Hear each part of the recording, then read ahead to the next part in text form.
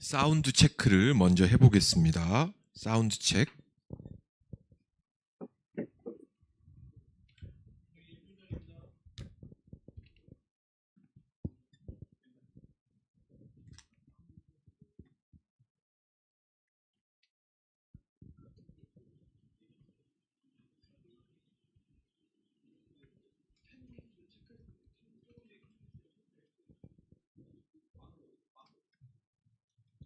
And mango, sorry, Argentina mango, please.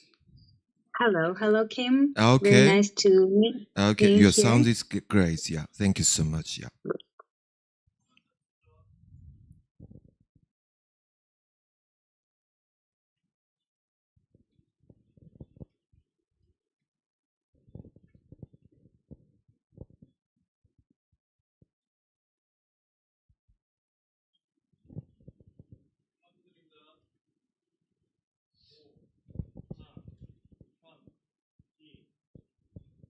네, 여러분들 샌드위치 맛있게 드셨는지 모르겠습니다. 아마도 세션 1이 좀 더 어려웠겠지만 세션 2 역시 영어 발제가 좀 더 많다는 점 널리 이해해 주시기 바라겠습니다. 세션 2에서는 과학과 예술은 기후변화의 미래를 위해 어떻게 협업하나 예술가들의 목소리를 직접 들어보고 지질학 연구자, 클래식 음악 작곡가, 영화 필름메이커, 코리아그래퍼들의 다채로운 분야의 전문가들이 기후위기 대응을 위한 다각제적 협업을 사례를 나눠보도록 하겠습니다. The theme of session 2 is how the science and art collaborate for the future of climate change. In this session, experts from diverse fields, including geology, classical music, film, and dance will gather share multidisciplinary collaboration case to address the climate crisis. First, I would like to introduce our speaker, who will light up session 2 today. On the stage, as session 2 moderator, violinist Jun Kim. Dr. Jo Dong-wan from the Korea Institute of Geoscience and Mineral Resource, KIGAM. Opera and classical music composer Jin Lee. Hana-jo, chairperson of Korea International Ocean Film Festival. And joining us via Zoom, please more warm welcome, Professor Chamtit-oh from University of Florida. 줌, 네. 줌을 띄우면 좀 기다려 보겠습니다. 네.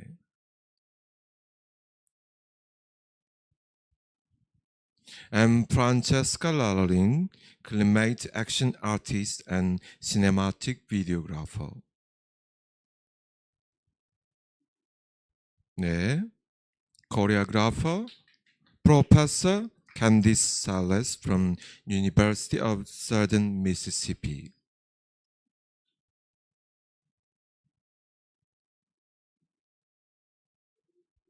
아이디를 꼭 한번 찾아주시기 바라겠습니다. Thank you. 네, 자리에 앉으시면 네. 발제에 앞서 세션 2에서는 ODTIF 앙상블의 음악을 다시 한번 듣겠습니다. 단상 위에 있는 작곡가 이지은께서 같이 협업하고 있는 한국과 미국의 지질학자들에게서 영감을 받고 그들에게 헌정한 음악입니다.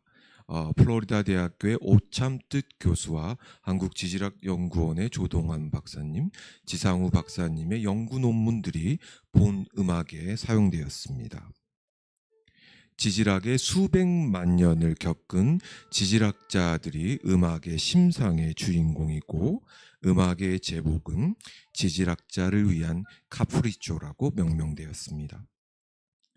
Before we begin the presentation, we will open session 2 with musical performance. This piece was specially created to honor the geologists standing in solidarity with us, titled Capriccio for Geologists, composed by Jian Lee.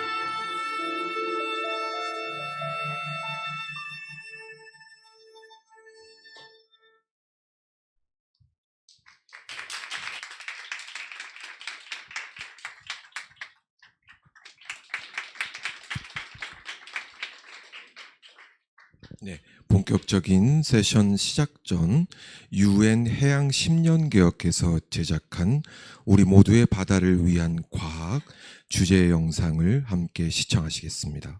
We will watch a future video produced by UN Ocean Decade, The Science We Need for the Ocean We Want.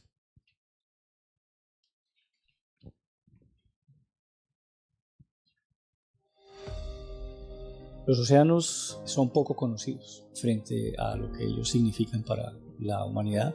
The oceans dictate our future weather and also our long-term climate. It's half the oxygen we breathe and much of the protein that we consume. Now the ocean is under threat. It faces severe pollution and over-exploitation. And for the UN to recognize this and say, we have to understand this great piece of the globe that affects us is profoundly important. We're facing many challenges, so we do all need to come together if we want to see a healthy, resilient, and productive ocean taking us into the future.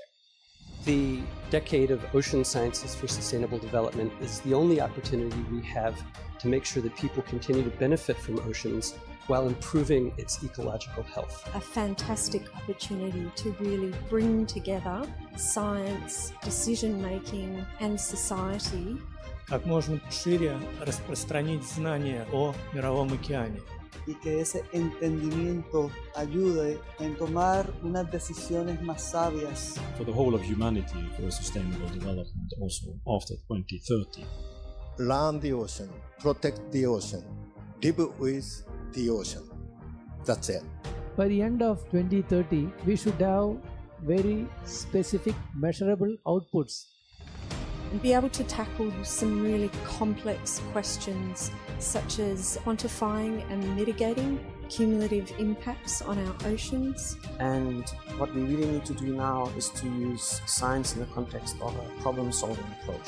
So the decade is about leaving no one behind when it comes to the ocean. The main target is to concentrate on the most vulnerable countries in the world. And the ability to use science and technology in decision-making, especially for the small island developing states. To reduce difference between the rich and the poor. So that everybody has the capacity of obtaining samples and knowledge from the ocean. وتكون في فرصة لتطبيق الابتكار في العلوم المحيطات في خلال هذه العشر سنوات. The decade to me represents a platform and a commitment by the global world for capacity development. Para que esa década de los océanos en realidad marque una diferencia. So for me, the decade gives that once-in-a-lifetime opportunity to really take that message forward, to consult with people around me, to showcase what ocean science can do for the world. And I'm sure we're going to have so many people wanting to be part of that decade. We can participate in saving the ocean for the next generation to come. And I'm happy to be part of that. It's not going to be easy, it's not going to be quick, but I think if we have a sound basis in scientific information and the technological tools, we'll be able to make progress much more quickly. I don't want my grandson to be looking back at me when I'm gone and remembering that I wish he tried a little harder. I want to try really hard right now, and we owe it to the next generation and the generation after that.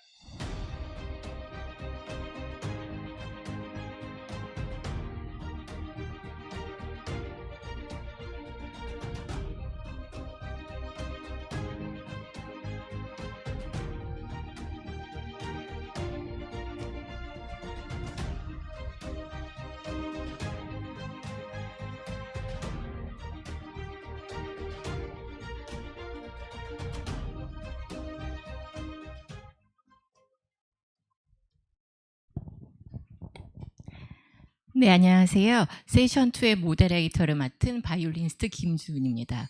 네, 방금은 바이올린을 들고 여러분을 뵀었고 이제는 마이크를 들고 여러분을 뵐 텐데요. 저희 세션 1에서도 이렇게 80분이라는 시간이 생각보다 순식간에 지나간 것 같아요. 이렇게 긴 시간 함께 해주셔서 감사하고 세션 2에서는 저희 예술가들이 가능한 한 말을 줄이고 발제자들의 소리를 더 많이 경청해 보도록 하겠습니다. 먼저 한국어로 발제하시는 두 분의 발제를 먼저 진행한 다음에 영어로 발제하시는 분들을 모시도록 하겠습니다. 자, 처음으로 한국지질자원연구소 조동환 박사님을 모시겠습니다. 네, 안녕하세요. 한국지질자원연구원의 조동환입니다. 네, 인류는 가장 거대한 기후위기 앞에 서 있다고 저는 생각하는데요. 우리는 매일 탄소를 줄여야 한다는 얘기를 듣지만 단순히 배출을 줄이는 것만으로는 사실 탄소 문제를 해결할 수 없다고 생각합니다. 저는 오늘 대기 중으로부터 탄소를 격리하고 동시에 지구의 토양과 수 생태계를 살릴 수 있는 노력의 산물, 바이오차에 대해서 소개해 드리도록 하겠습니다. 다음 장. 네, 최신 IPCC 보고서에 따르면 인류는 화석연료를 쓰고 토지를 개발하면서 발생하는 이산화탄소 양이 이미 지구가 자연스럽게 처리할 수 있는 능력을 초과했다고 합니다. 매년 약 5.1 기가톤에 달하는 잉여 탄소가 대기 중에 축적되고 있는데요. 나무를 심고 숲을 가꾸는 것만으로는 이러한 탄소 흐름을 막을 수가 없습니다. 왜냐하면 자연스러운 식물의 순환계는 결국엔 썩고 불타게 되면 다시 탄소 형태로 대기 중으로 되돌려지기 때문입니다. 그래서 탄소를 장기간 붙잡아 둘 수 있는 이런 능동적인 탄소 제거 기술이 절대적으로 필요한 시점이라고 생각합니다. 다음 장. 네, 대표적인 기술 중 하나가 바로 바이오차입니다. 노벨 평화상 공동 수상자인 엘고어 미 전 부통령은 바이오차를 두고 대기 중으로부터 탄소를 붙잡아 토양 속에 수백 년간 가두어둘 수 있는 새롭고 흥미로운 기술 중 하나라고 소개한 바 있습니다. 실제로 바이오차가 토양에 한번 들어가게 되면 최소 100년 이상 썩지 않고 그 형태를 유지할 수가 있습니다. 이러한 특성 덕분에 IPCC는 2019년에 바이오차를 신뢰도 높은 이런 탄소 격리 기술 중 하나로 공식 인증한 바 있습니다. 다음 장. 네, 그러면 바이오차는 어떻게 만들어질까요? 원리는 간단하고 분명합니다.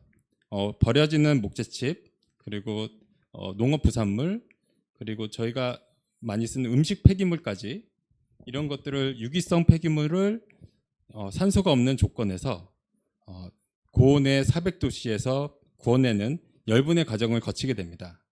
그렇게 되면 산소가 없기 때문에 유기물이 이산화탄소 형태로 변하는 것이 아니라 단단하고 그물망 구조의 탄소 결정체가 되게 됩니다. 그것이 바로 바이오차인데요.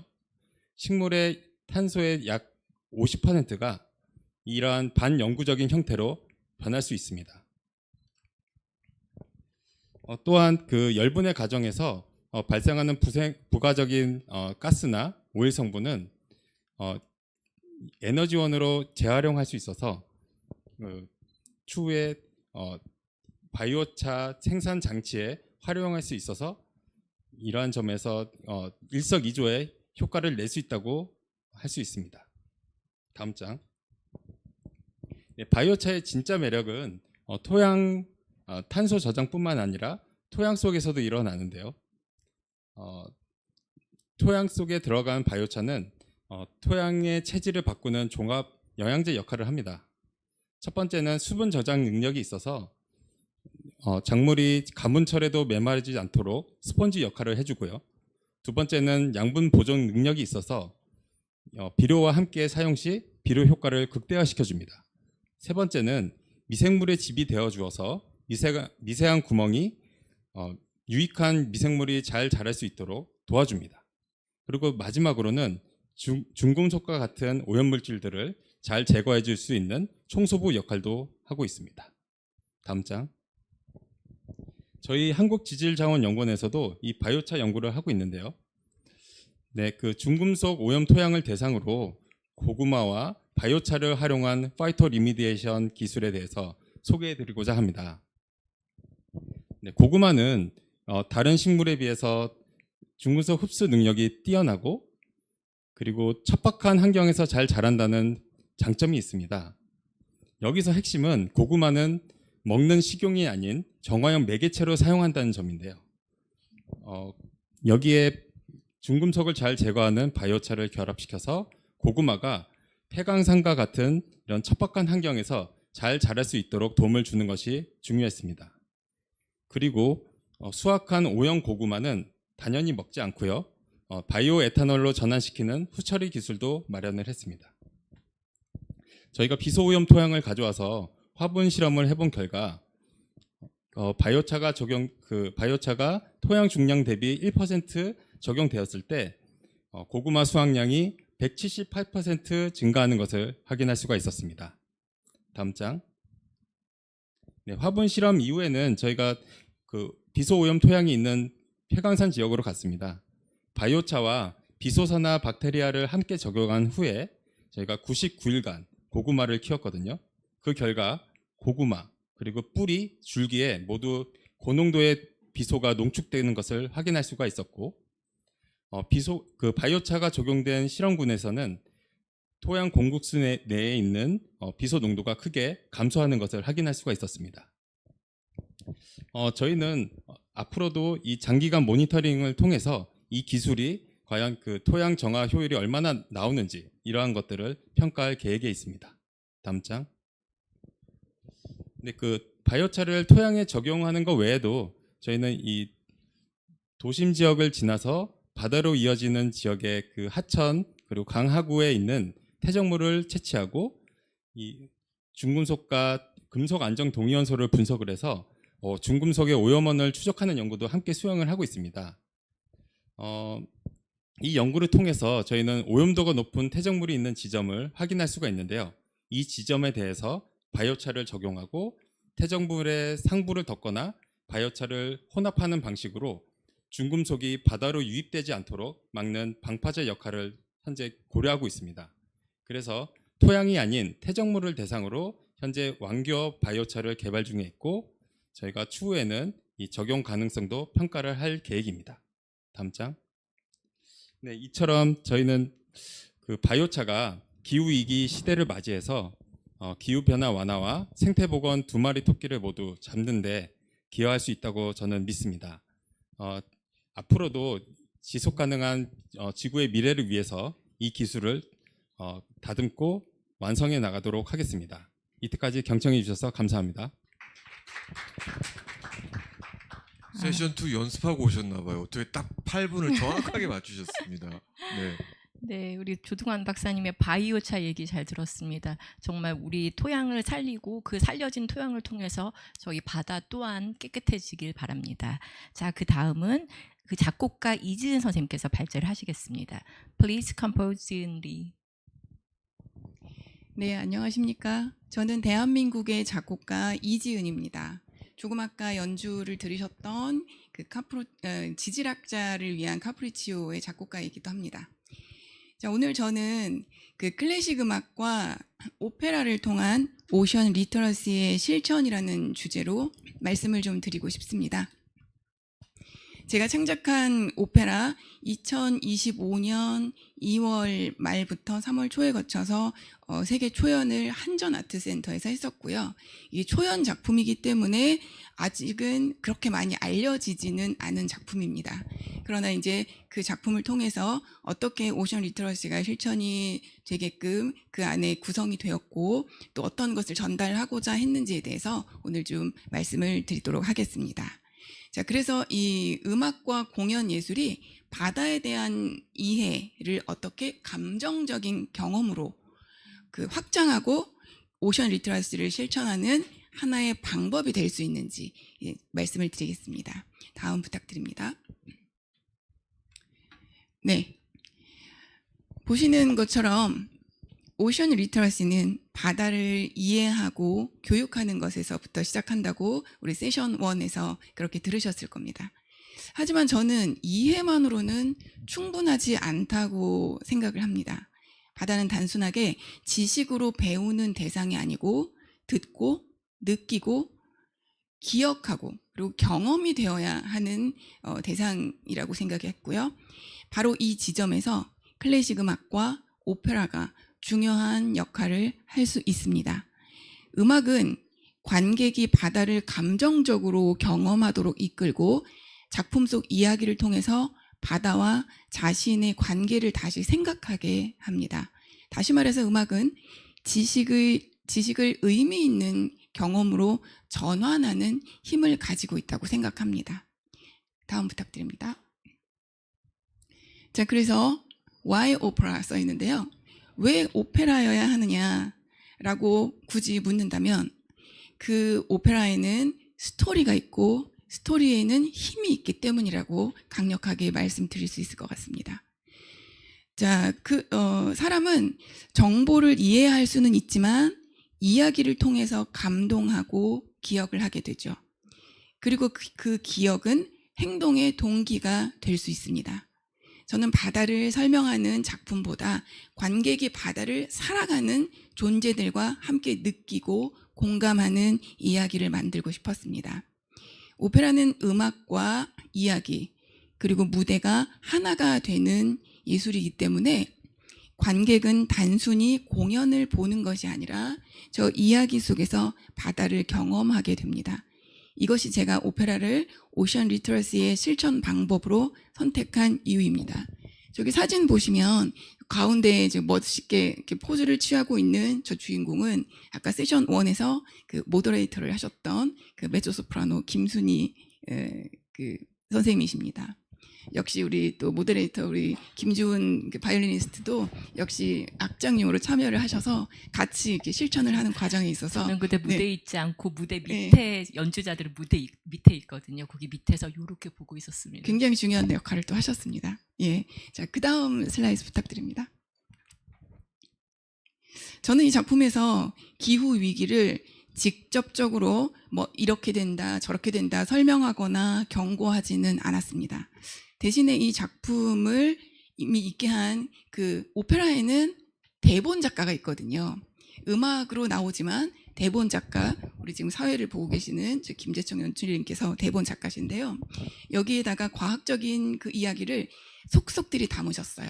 일단 대표적으로 우리가 마주하고 있는 그 해양의 현실을 어떻게 출발점으로 삼았느냐 하면 2100년까지 지구 평균 해수면이 그 경우에 따라 좀 다르지만 약 지금보다 30cm에서 80cm 정도 상승할 수 있다고 전망하고 있다고 합니다.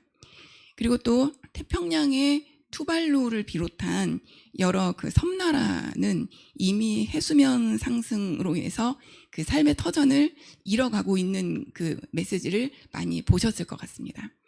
이런 과학적 데이터와 현실은 작품의 세계관과 이야기의 중요한 토대가 되었고요. 저는 작곡가로서 그 세계를 음악으로 표현했고 관객이 미래의 바다를 감각적으로 경험할 수 있도록 하고자 했습니다. 과학은 작품의 토대를 제공을 했고 예술은 그 토대 위에서 사람들이 미래를 경험할 수 있는 이야기를 만든다고 생각합니다. 다음 부탁드립니다. 이 작품에서 우리 작가는 작품의 배경을 2187년으로 설정을 했습니다. 이게 왜 2187년이냐? 아까 말씀드린 것처럼 2100년이 되면 어느 정도 이상 상승할 것이고 태평양의 바다에 있는 섬들이 어느 정도 잠길 것이고 그리고 2100년으로부터 87년이 또 지난 87년에는 더 많은 섬들이 잠겨 있을 것이고 또 저희 그 작품에서 나오면 지금 사진에는 어슴풀의 저 위에 이렇게 푸른 빛이 보이는데 푸른 달이 뜨는 날이 있는데 그게 과학적 데이터에 의해서 2187년쯤에 아주 커다란 푸른 달이 뜨는 그런 데이터가 있다고 우리 작가가 확인한 바가 있습니다. 예. 자, 그래서 이제 시간적 배경을 그렇게 설정을 했고요. 이 작품에서 이제 과학적 데이터와 현실을 바탕으로 음악을 통해서 미래를 바다의 사람들이 경험할 수 있도록 표현하고자 했던 것이죠. 자, 그 다음 부탁드릴게요. 저는 이 오페라가 오션 리터러시를 실천하는 하나의 방법이 될 수 있다고 생각합니다. 관객은 작품을 통해서 미래의 바다를 상상하고 등장인물과 함께 감정을 또 공유할 수 있고요. 인간과 자연의 관계를 다시 생각하게 됩니다. 이러한 과정은 단순히 지식을 전달하는 것이 아니라 공감을 통해서 행동의 가능성을 만들어가는 것이라고 생각합니다. 저는 오션 리터러시는 배우는 것에서 끝나는 것이 아니라 경험이 될 때에 비로소 그 힘을 발휘할 수 있다고 굳게 믿고 있고요. 그래서 예술은 음악과 스토리텔링을 통해서 오션 리터러시를 경험하게 하는 중요한 역할을 할 수 있습니다. 다음 부탁드립니다. 지금까지 저는 오페라를 하나의 사례로 말씀드렸습니다. 하지만 오션 리터러시는 오페라 하나만으로 이루어질 수 있는 것이 아닙니다. 시간이 다 되셨고 마지막 멘트 준비해 주실 거예요. 네, 그래서 이제 마지막 멘트 하고 있었습니다. 감사합니다. 과학은 바다를 이해하게 하고 예술은 바다를 경험하게 하고 그리고 교육과 기술, 정책이 함께 갈 때 우리는 바다의 미래를 함께 만들어 갈 수 있습니다.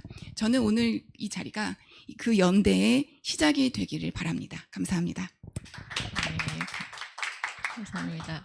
저도 이지은 작곡가님의 그 부탈소로 얘기를 하실 때 너무 그때 듣고 느끼고 경험했던 것에 푹 빠져서 사실 제가 시간을 말씀드렸어야 됐는데 그 시간을 말씀드린 거 제가 깜빡했습니다. 근데 정말 여기 오신 여러분들도 오늘 이 시간 듣고 보고 느끼고 경험하시는 이 모든 것들이 여러분 돌아가셨을 때 정말 깊은 기억으로 남길 원하고, 그리고 바다를 위해서 조금이라도 더 생각해 주시는 그 계기가 되시길 바랍니다. 자, 그 다음은 이제 미국 플로리다에 계시는 오참뜻 교수님의 영어 발제로 이어가겠습니다. Hi everyone, my name is Chamtit Oh. I'm an assistant professor at the University of Florida. I'm an environmental microbiologist and I study DNA in the natural environment to understand transport and fate of microbial contaminants. Next, please. Let me start with my personal story. I was born and raised in South Korea and now I live in Florida. Although these two places are located on opposite sides of the earth, they are geographically very similar. Both are peninsulas surrounded by the ocean. So throughout my life, I've enjoyed the beauty of the ocean, like the beaches and seafood. But living near the ocean also means living with the power and the risk of the ocean. Next, please. I'm talking about tropical cyclones. In Korea, we call them typhoons. And in Florida, we call them hurricanes. Scientifically, they are essentially the same type of storm. They just have different names depending on where they occur. This slide shows historical typhoon tracks near South Korea and major hurricane tracks near the United States. As you can imagine, I've experienced multiple tropical cyclones throughout my life, almost every year. So for me, tropical cyclones are not just scientific events, but they have been part of my life. Next, please. But this is not only my personal story. Many coastal regions around the world experience tropical cyclones. So the questions that I study in Florida may also be relevant to many other coastal regions. Next, please. When you think about hurricanes or typhoons, we usually think about visible damages like destroyed buildings or flooded streets. These impacts are real and devastating. But as an environmental microbiologist, I started to wonder what happens to microbial water quality in coastal areas after these events. Next, please. In 2024, Florida experienced two major hurricanes only about 2 weeks apart. This was a unique event even for Floridians, and it gave us an opportunity to study how tropical cyclones affect coastal water quality. So we collected samples from these sites and analyzed them to understand what changed after these storm events.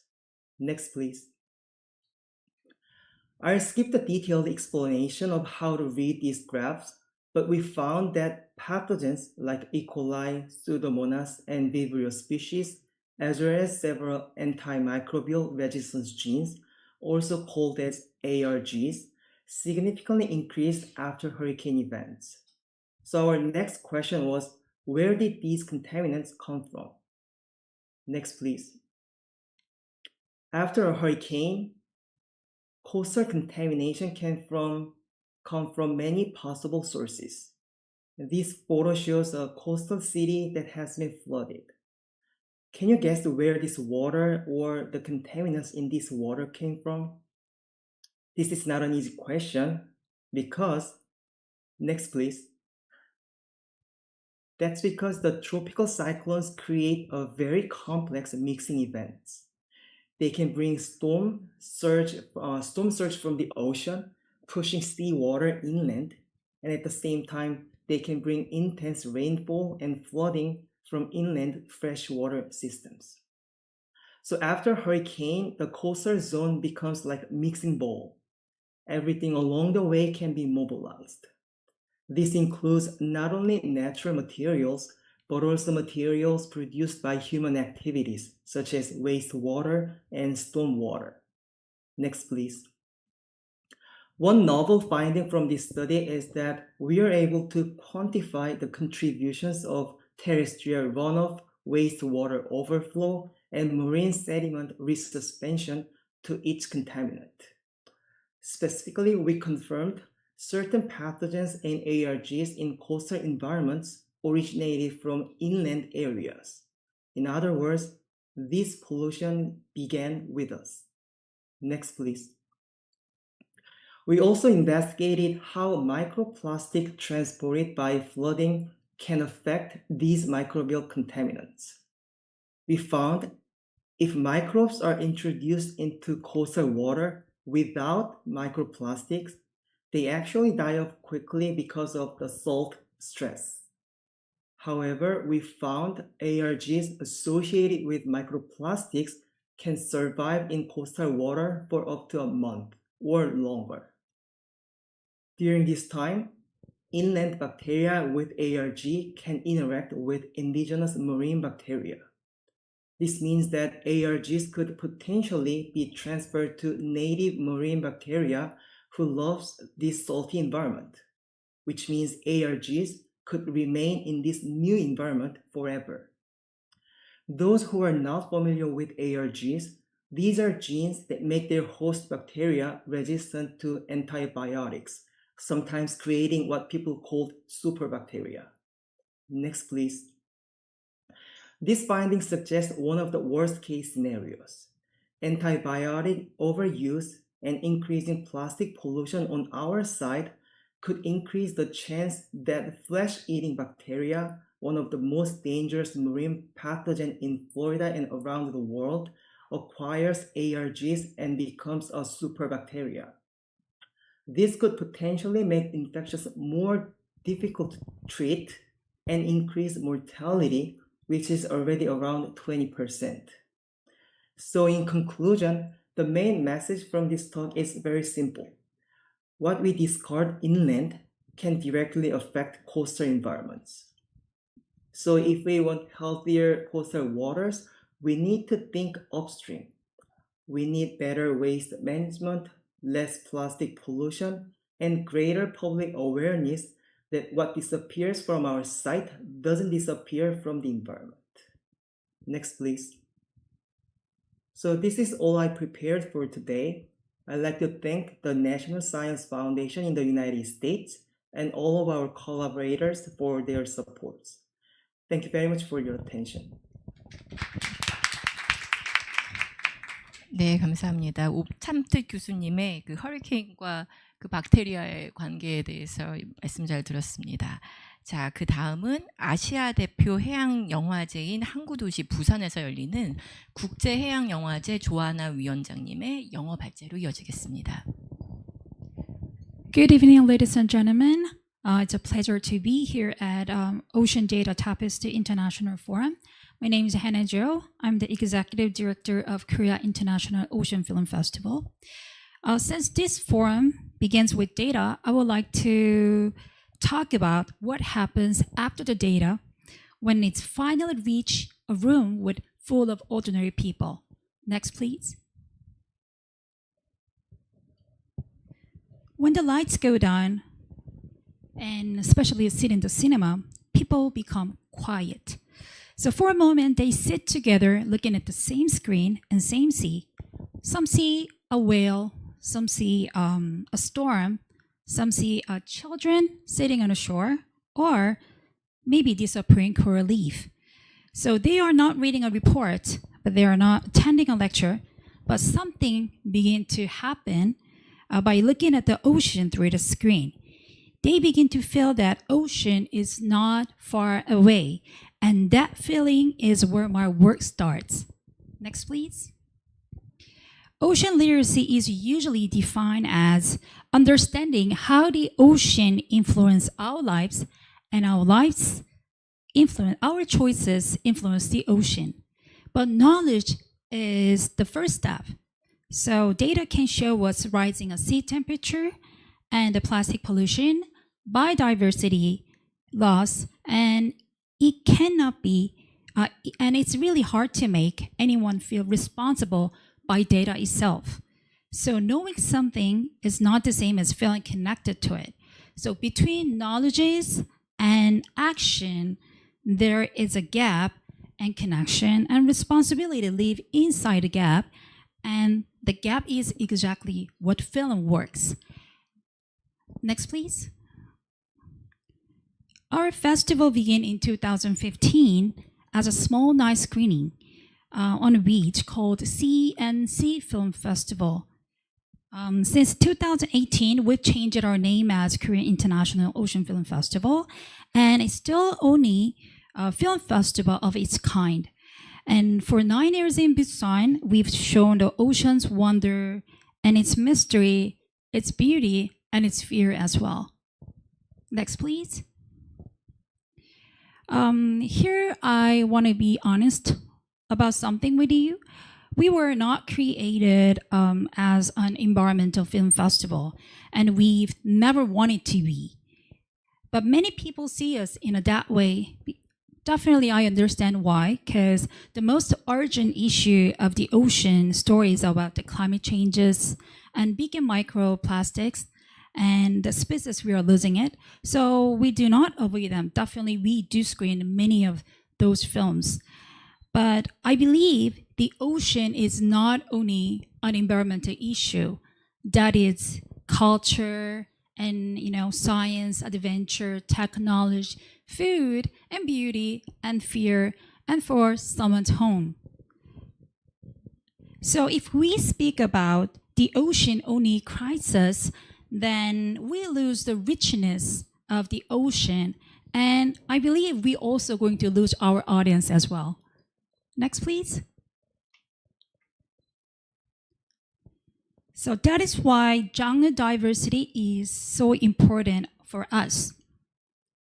So, because it's our method to attract more audience. The documentary tells you what's happening now, and the experimental film lets you sense the ocean in a new way, and a personal story show how people live with the ocean, and an animation opens the door to children and family so easily. And also the adventure film restore wonder and respect. So each genre is a different door. So someone who will never open the door crisis may walk through the door with wonder, but the end will be the same. Next, please. For 9 years, we opened so many different doors. So what you see is not decoration around the films. Please. Yeah, this is visual sketch of our film festival.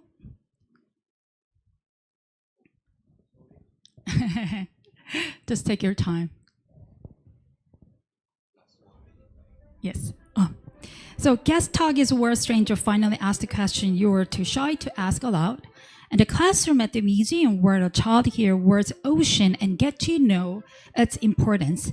And the surf day is where body touches what it has only ever watched on the screen.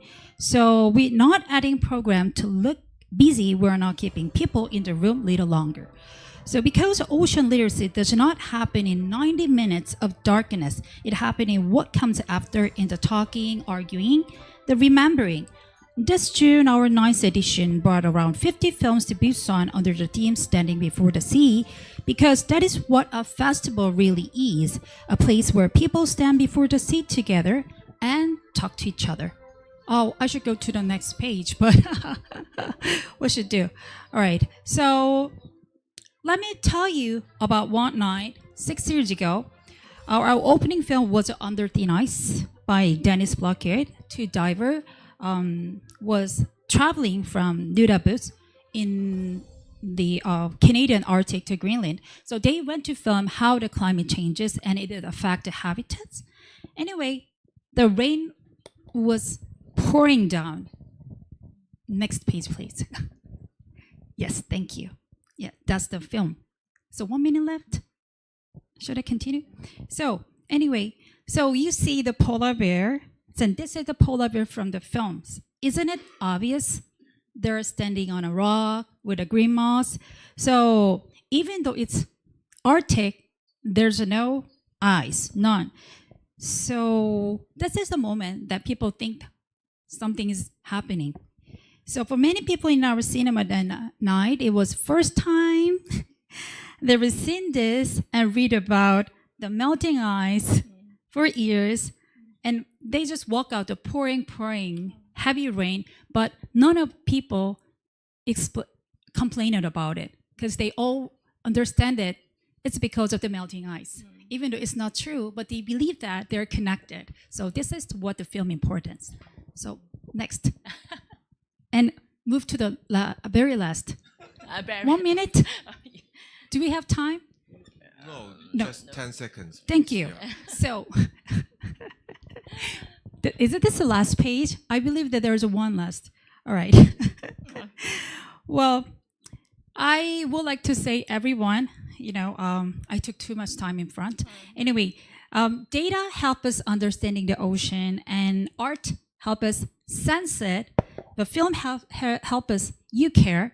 So the festival bring people together. So the care does not stay private. It become, discussion and become public. So my proposal is very simple. Bring us your data, bring us your art. Let us play for the audience. Thank you very much. 감사합니다.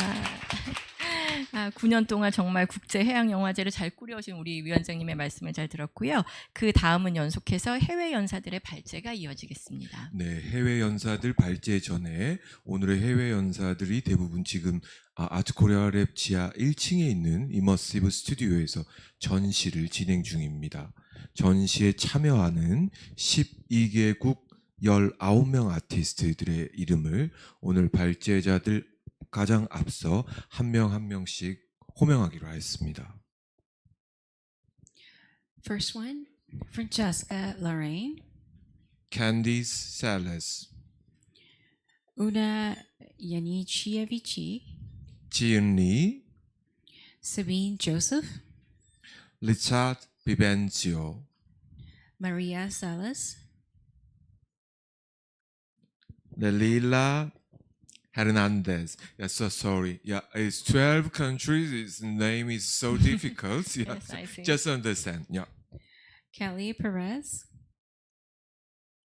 Julia Tramutola. Maybe.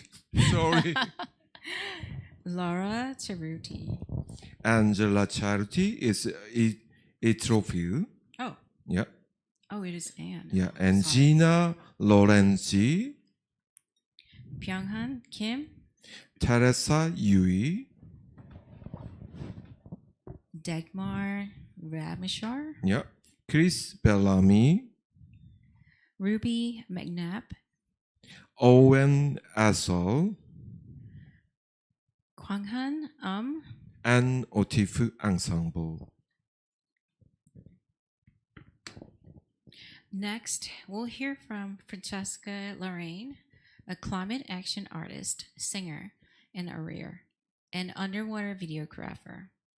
She'll be presenting on the theme Present and Future as a Climate Action Artist, joining us via Zoom. Francesca? Hello, can everybody hear me? Yes, we can hear you.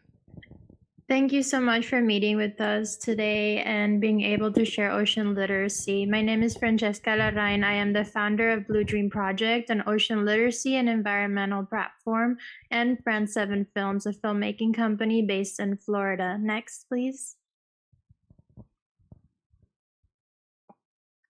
I have dedicated most of my 7 years into ocean literacy and filmmaking.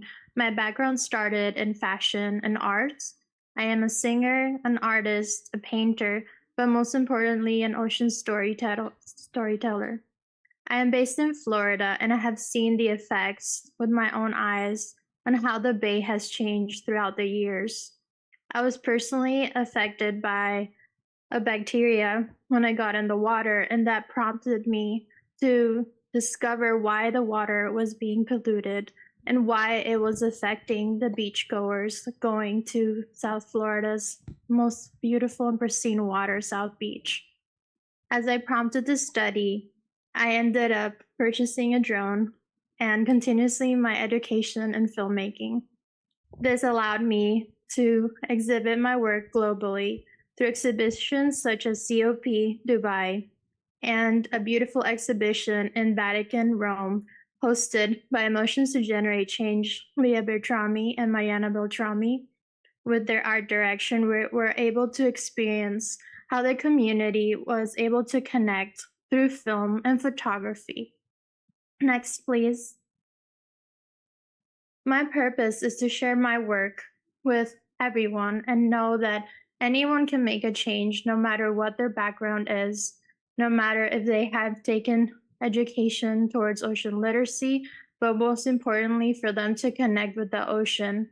I have found throughout my knowledge if that someone doesn't understand the ocean personally, they won't connect through film.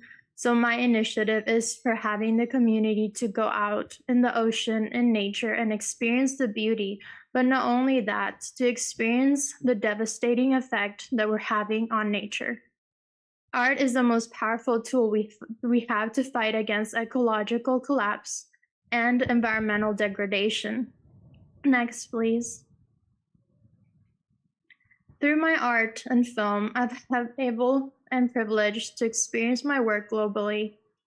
One of the most beautiful experiences I had was being able to showcase my drone footage in one of the columns of the Vatican, hosted during one of the most beautiful and heartwarming experience with direction Leah Bertrami.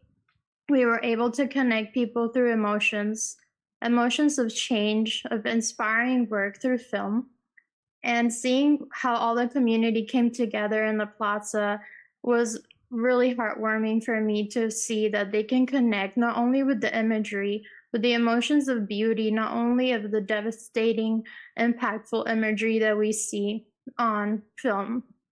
So a lot of my work has been exhibited through Venice, as well as the Peace Boat US, beautiful exhibitions that showcase the ocean, but also the effects we're having in Florida. Next, please. Blue Dream Project has been able to connect with individuals across the world. We have been able to do beach cleanups in Egypt. This was one of the pictures we took while we were out cleaning the river. And what we experienced was a community coming together to clean the river, and that was able to inspire ocean literacy to communities where film is not able to reach. We don't have the ability to showcase a film to the young community in Egypt, but we can explain the effects that the plastic is having towards the river. And this initiative made them connect through physical action. Next, please. The environmental challenges we have seen in Florida have been devastating. We have sediment runoffs going towards the bay. We have plastic pollution. We have as much of harmful effects on the manatees with the boaters.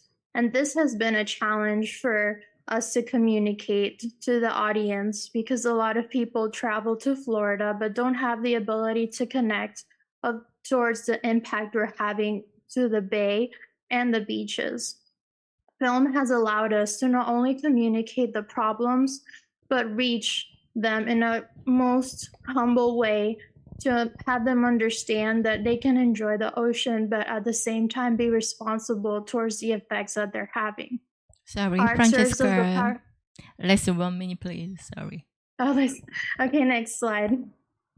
Through our filmmaking, we were able to create visuals that create lasting impact, and we have been able to create legal actions towards this. Next, please.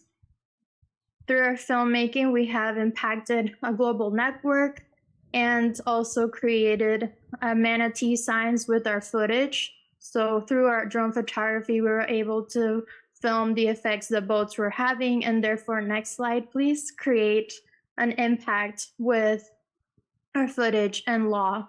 So that's how you can have filmmaking and policy change, is through creating a network of individuals, such as how we are doing with our nonprofits and filmmaking. I think we're out of time, but thank you so much. Thank you, Francesca. Thank you so much.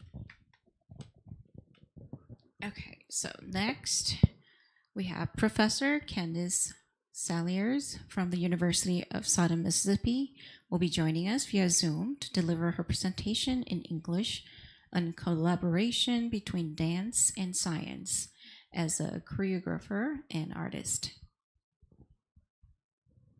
Good evening and good morning, and thank you so much to the organizers of this festival and forum for the amazing work you all are doing in bringing science and art together for ocean literacy and advocacy. Many years ago, someone asked me the following question, which has continued to shape my artistic efforts and my collaborations with scientists. If our practices are not helping us become better people, why are we doing them? And this question feels particularly vital to me as we explore our work as artists and how it can have a positive impact for ocean life. Next slide, please. So what can dance bring to environmental science, education, and advocacy? While scientific research is obviously vital to addressing the issues that are impacting the ocean, artistic works can bring that scientific understanding into meaningful change within our minds, hearts, and communities. And dance in particular has a powerful capacity to help us understand connections between our embodied existence and the rest of the living world, particularly ocean life. And as a practice of embodied change, dance continually demonstrates the potential for transformation, both within individuals and in the broader world. I live in southern Mississippi, which is a part of the United States along the Gulf of Mexico. And this region has a turbulent history. Has been a site of both devastation and transformation. Next slide, please. It continues to face immense environmental challenges, including increased intensity and frequency of hurricanes, ongoing recovery efforts following the Deepwater Horizon oil spill, which resulted in 134 million gallons of oil pouring into the ocean, hypoxic water linked to agricultural runoff, and one of the highest levels of oceanic plastic pollution in the world.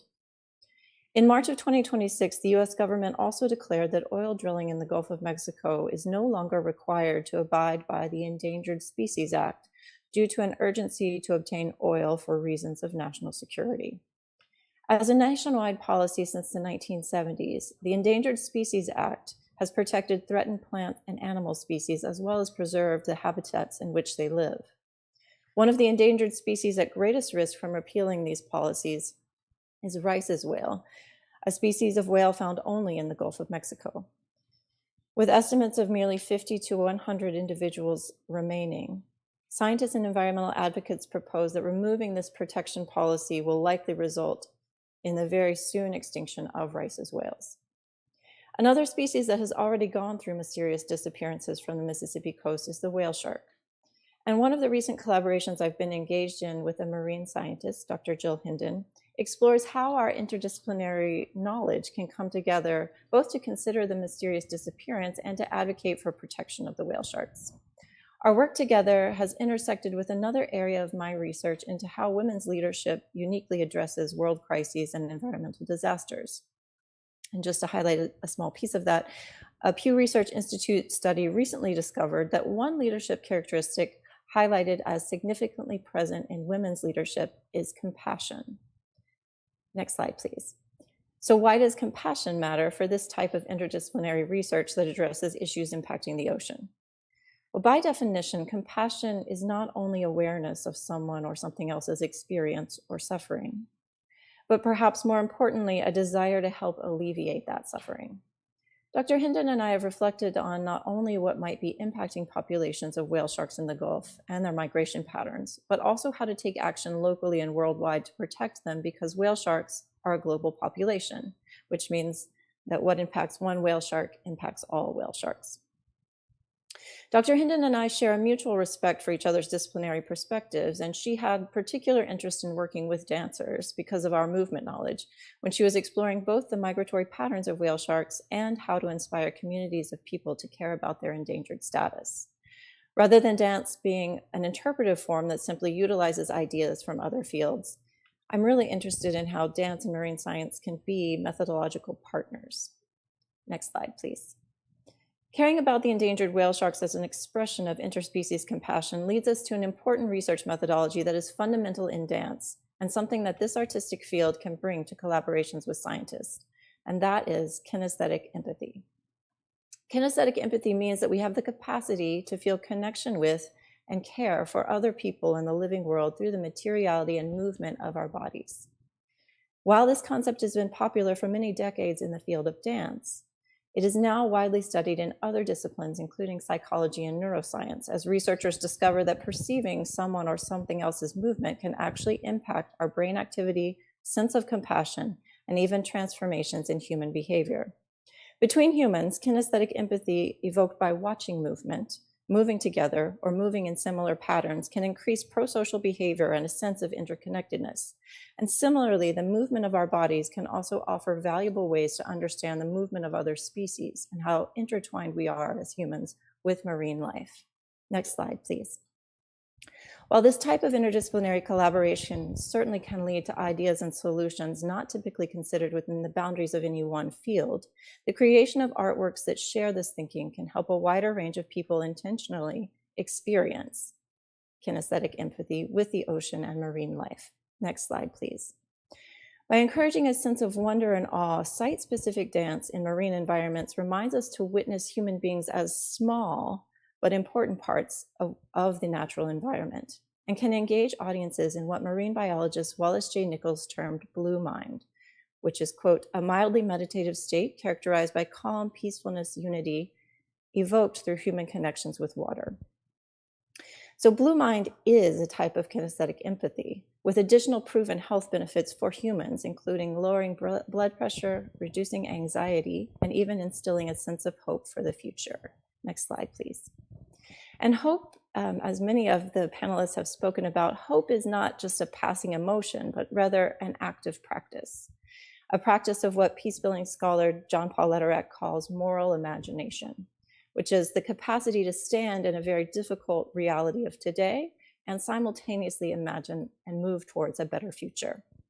While many governmental agencies in the US are reducing support both for the arts and for environmental protection, the National Academies of Sciences, Engineering, and Medicine are enacting hope by bringing scientists and artists together to find creative solutions to the problems impacting the Gulf of Mexico. Through their Cross Currents Incubator program, which I'm honored to be part of, they support us in working together across disciplines to, quote, test bold ideas and shape practical pathways for research, public engagement, education, and collective problem solving, end quote. These collaborations engage imagination and compassion to create a future of hope, connection, and responsible action in our local environments and together around the world. Because like the whale sharks, we obviously are also a global population. So what impacts one of us impacts all of us. Thank you so much. Thank you so much, Dr. Candice. Okay, so now we're moving on to our final speaker for session 2, who will also mark the grand finale of the keynote presentation for the 2026 ODTIF Festival. Joining us all the way from Argentina, the farthest country from South Korea, she'll present on the analysis of collaboration cases between artists and scientists for climate action, focusing on mango residency. Please welcome our final speaker. Hi, everyone. Thanks for inviting us here. My name is Mercedes. As I said, I'm the director of Mango Art Residency based in Buenos Aires, Argentina. For those who don't know where it is, we are the southest country in the world.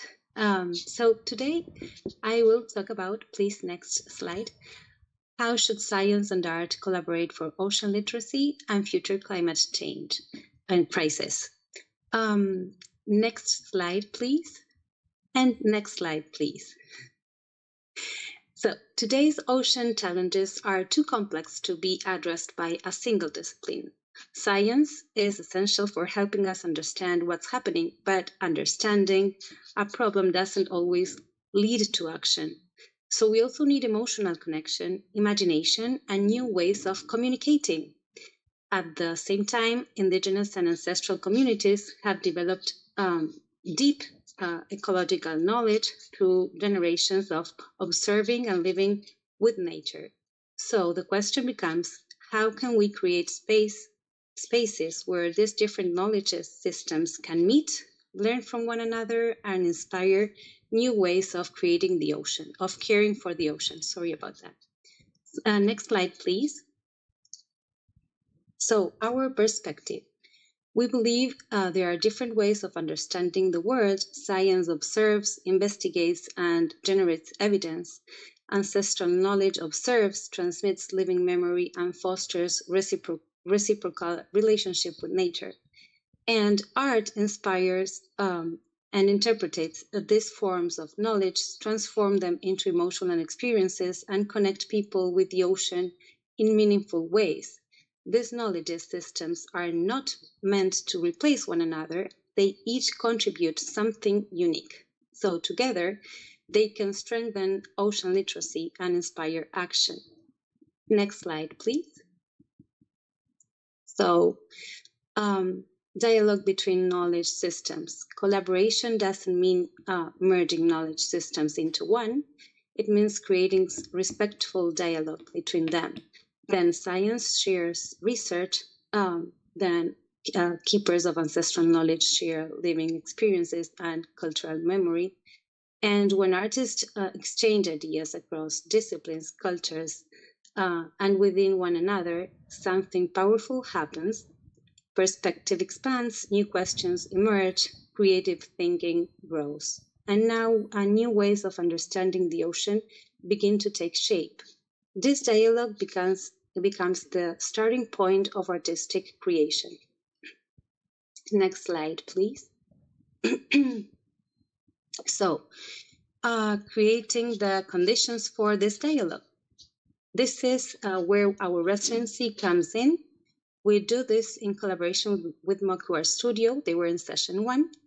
At the heart of our residency is an international community of artists. Over several weeks, they develop individual creative projects inspired by the ocean. Throughout the program, we invite scientists and speakers of ancestral knowledge to share their work, perspectives, and lived experience through dedicated sessions. This encourages spark questions, dialogue, and reflection. Artists learn not only from these invited speakers, but also from one another through ongoing peer exchange. They then translate this experience into their own artistic practice. So our role here is to create the conditions for meaningful dialogue that enriches the artist's creative process. Next slide, please. So what happens after dialogue? One of the most rewarding aspects of this process is that everyone contributes something and everyone gains something. So scientists share research, data, and field experience while discovering new audiences and new ways of communicating their work. Keepers of ancestral knowledge share living knowledge, cultural memory, and their relationship with place, while gaining visibility, engaging with other ways of knowledge and knowing, and creating new opportunities for dialogue across disciplines. And then artists gain scientific and ancestral knowledge, become part of an international creative community, and expand their artistic practice. It is truly a process of mutual learning. Next slide, please. So knowledge in action. I brought 3 examples, actually 4. I don't know, maybe there is, I will start with the one that is not in the slide probably. His name is Pablo, and he's from Argentina. Pablo is both a marine biologist and an artist. At the age of 81 years old, he joined a deep sea expedition about the RV Folk 2. This is an Oceansmith Institute ship, and it's an expedition art at sea. He was the only artist in this scientific ship. So his painting transformed scientific exportation into visual narratives, showing new science and art. Showing that science and art can coexist to deepen our understanding of the ocean. Then you probably have there Richard Vivencio and Dr. Emily Kunzelman. Their artwork his artwork was inspired by oyster disease and erased research, scientific data became an emotional visual narrative. So the job of a scientist is to study the natural world, and he interpreted this data and passed it into artwork and emotional to connect with people. So our next example is connected with Antarctic scientist and artist Kirsten Carlson and artist Una Hanisiewicz. This happened in our residency. Kirsten sent Antarctic microplastic to Una, who incorporated them into her artwork, creating both a physical and conceptual connection between science and art. And our final example is also from our residency. He's an artist from Argentina. He was inspired by ancestral knowledge from northern Argentina and developed a new way, a new artistic technique combining oil painting and traditional weaving. Sorry, Today, Mitch, please your last word, please. Okay. I will go to our next slide, please. So looking ahead, we will have a contribution with a community in Ghana, and we will hope this becomes something super powerful. And we hope this partnership will foster shared learning, collective knowledge, diverse perspective, and stronger communication. And I will look, the final one. I will leave you with this phrase. They create new ways of understanding, communicating, and caring for the ocean. Thank you very much. Thank you. Thank you so much. 그럼 이어서 사전 질문 몇 가지 드리도록 하겠습니다. 네. Thank you so much. So we have many young ladies in the audience tonight joining us together. And I would like to ask our presenters to please give a heartwarming advice to them, maybe as from a different perspective as an artist or scientists. Please. Candice?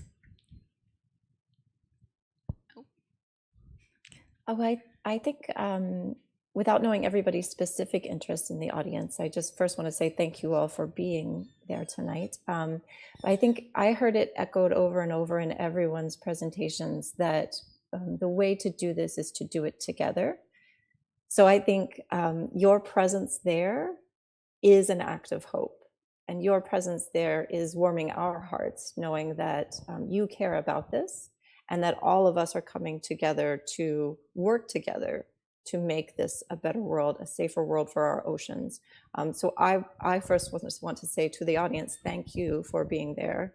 And that is not a small thing. Being present with information, what we talked about with moral imagination, being present with the difficulties that exist and simultaneously imagining a better future is really important. And that starts today. That starts with this forum. So thank you again to the organizers and the audience. And I think that my advice really would be to remember that your actions do matter.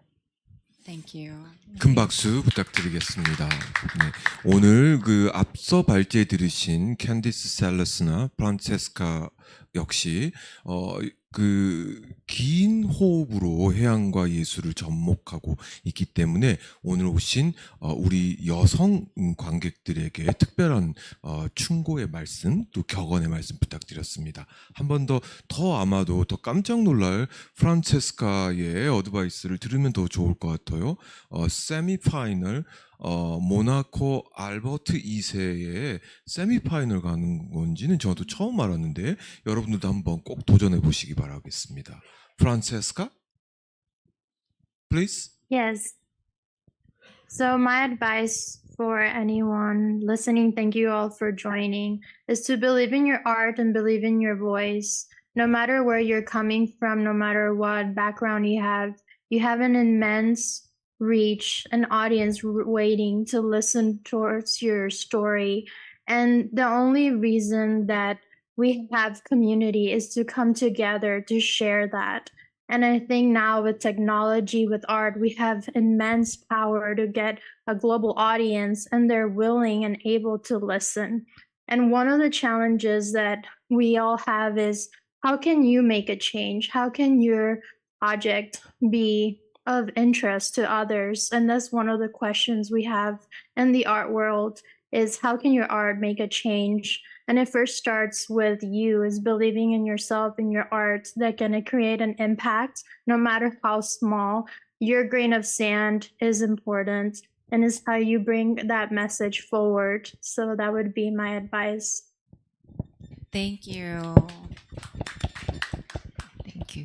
자, 이렇게 2026년 ODTIF 페스티벌의 시간은 모두 다 끝났습니다. 참석해 주신 발제자 여러분들과 현장과 줌으로 함께 해 주신 여러분들께 다시 한번 감사드립니다. ODTIF 페스티벌은 앞으로도 계속됩니다. 그리고 앞으로 더 많이 준비하여서 우리 모두의 지구를 위한 연대에 앞장서겠습니다. 네. 그럼 네, 끝나지 않고 next question이 몇 개 있는데 빼먹으셔가지고 네, 우리 그 아르헨티나에 있는 맹고 디렉터에게도 우리 영 제너레이션을 위한 어드바이스를 한번 들어보겠습니다. Yes, thank you. I would say that maybe today you leave overwhelmed with a lot of information and thoughts, and just take a deep breath when you get home, relax, go to whatever you need to do. But then when you start having this in mind after a few days or so, just go to what Francesca said. Just connect with yourself, and you don't need to change the whole word. You just need to change your little context, maybe yourself with little actions, and maybe just spread that little actions with your little family, community, and so on. Thank you. That will be my advice. Thank you. 혹시 오찬뜻 교수님 여기 계신 분들께 한 말씀 해주실 수 있으실까요? So I got a question from the organizers that what would be my final advice to artists who want to collaborate with scientists. So my answer is that I actually didn't realize there are artists who are interested in collaborating with scientists. But scientists are always eager to share their findings, especially with the public. So I think most scientists would welcome collaborations with artists as long as they are lucky enough, like me, to be connected with artists. So I would advise you to just remember that the ultimate goal of science is to improve the world. But that goal cannot be achieved by scientists alone. So we need artists to help inspire people and connect science with society. Thank you. Thank you. 연단에 계신 네 분께서도 마지막 파이널 워드 부탁드리겠습니다.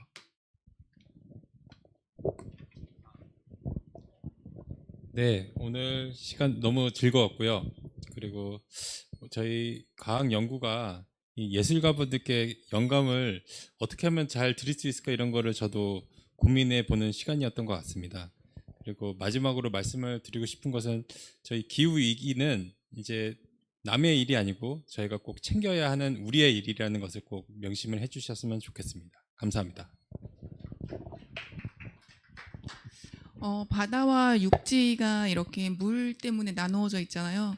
그러나 그 바다 밑에는 여전히 그냥 육지가 쭉 연결이 되어 있는 것처럼, 우리가 그게 이렇게 단절되어 있지 않고 하나로 연결되어 있기 때문에 땅에서 귀중하게 여겨야 되는 것들이 바다에서도 똑같이 귀중하게 여겨져야 한다는 그것 하나만으로도 충분할 것 같습니다. 네, 여기 한국분 계시니까 한국말로 진행하겠습니다. 사실 저희 영화제를 많은 분들께 알리게 된 그 기회만으로도 정말 감사드리고요. 그리고 저희 영화제는 항상 그 콜라보레이션을 기획하고 있습니다. 그래서 저희 작품이 필요하신 분들, 상영이 필요하신 분들은 오셔서 말씀 주시면 저희가 작은 그룹이라도 항상 상영을 할 수 있도록 노력하겠습니다. 그리고 많은 아티스트들께서 고민을 하시는데요. 많은 플랫폼들이 있습니다. 저희 더 이상 이렇게 바다의 위기를 이야기하지 않고 바다의 아름다움만을 이야기할 수 있는 날이 언젠가 오기를 바라봅니다. 고맙습니다. 네, 저도 예술가 한 사람으로서 어떻게 이것들을 표현할 수 있을까 항상 고민하고 꼭 나 혼자의 고민만은 아닌가 했었는데 이렇게 많은 분들이 동시에 고민하고 계시고 또 우리가 함께 연대했을 때 정말 그 시너지를 내서 그 고민들을 해결할 수 있다는 것에 큰 희망을 다시 얻고 가고요. 지금 선생님 말씀하신 거, 위원장님 말씀하신 것처럼 정말 슬픈 얘기가 아니라 희망적인 얘기, 아름다운 얘기 더더욱 많이 나눴으면 좋겠습니다. 처음부터 끝까지 함께해 주신 여러분들께 감사드리고요. 예, 저희는 내년에 아니면 언젠가는 더 많은 준비를 해서 더 멋진 얘기 여러분들께 들려드리도록 하겠습니다. 감사합니다. 감사합니다.